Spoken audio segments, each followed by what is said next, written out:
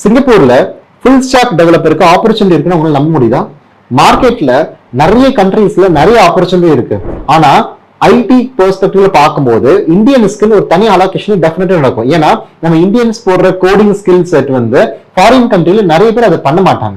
So அதனாலதான் Indians ஒரு கோடிங்ல apply பண்ணாத ஒரு தனி கேட்டகரியில உங்களுக்கு பிரிப்பாங்க.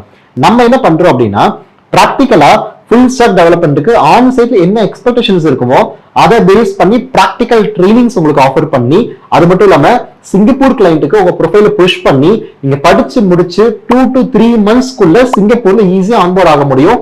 ஃபுல் ஸ்டாக் ரெலவெண்டா நீங்க ட்ரைனிங் அட்டென்ட் பண்ணிட்டு போனா மட்டும்தான் உங்களால ஹேண்டில் பண்ண முடியும்.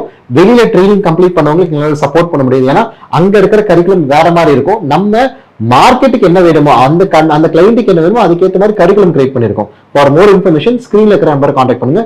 டெஃபினட்டா சிங்கப்பூர் போலாம்.